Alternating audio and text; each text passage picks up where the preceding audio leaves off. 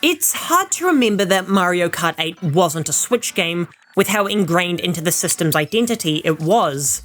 But nevertheless, it was a Wii U title, and to me, that's why it never fit in with the rest of the hybrid's heavy hitters. There was a clear divide between the pristine and cinematic style of Mario Kart 8 Deluxe, when it was contrasted with the free-flowing playfulness of Breath of the Wild and Mario Odyssey. And Mario Kart World is the franchise's long overdue step into the new Nintendo era, reinventing itself just as every other legacy Nintendo franchise has done in the last 7 years. Yet what should be an exciting revolution for one of the core pillars of the company instead stands as an omen of sorts, a bright but unchanging future. But let me back up a bit and expand on what I meant by all that. The Wii U was a masterpiece. Sorry, that was the middle schooler in me who was the only kid in Wii U in a private academy filled with the most insufferable people I've ever known. The Wii U was not a Nintendo console because it tried to corner off a market that the company had no business being in, technology and hardware. It sold itself on the futuristic novelty of the gamepad along with its aesthetic, and this was reflected in the software's lineup. Nintendo presented its titles like Smash Bros. And Donkey Kong in a cutting-edge way, trying to sell the visual prowess of the console. But it was competing against consoles and PCs that had it hilariously outmatched, and no matter how gorgeous the Wind Waker looked, the Wii U had no chance of winning anyone over.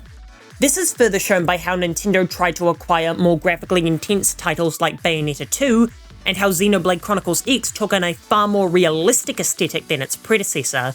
This attempt at technological superiority was a heavy influence in the design of Mario Kart 8, as the anti-gravity racing was purposefully tinted with the same blue as the console, making it synonymous with the game's sci-fi aesthetic.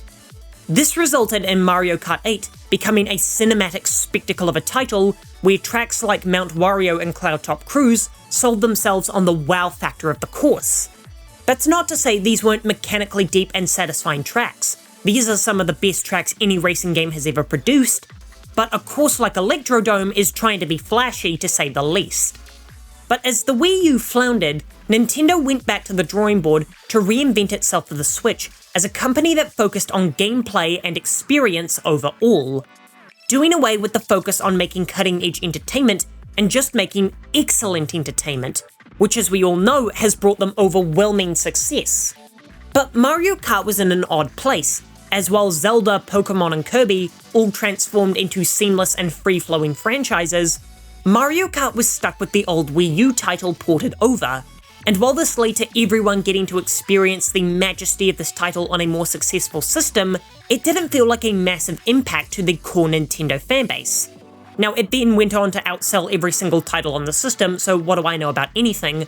But to me at least, Mario Kart has been a relatively dormant franchise for over a decade. And so now we arrive at Mario Kart World, the long overdue reinvention of the series that brings it up to speed with its contemporaries and Nintendo's new focus on seamless gameplay experiences. And like the rest of its brethren, it's a masterpiece of game design that goes to show why Nintendo is the best company that will ever develop games. But astounding quality aside, that's not what I'm here to talk about, as Mario Kart World represents either a blessing or curse depending on what kind of Nintendo fan you are. See, Mario Kart World is the tentpole title for the Switch too, and is positioned in a way to represent the entire generation, just as Breath of the Wild did before it, and in that regard, it's more of the same. Now, it's more of the same pure excellence that represents what I want to see in the evolution of video games, but it also confirms something about Nintendo as a whole, that they seem to have abandoned their nature to never settle.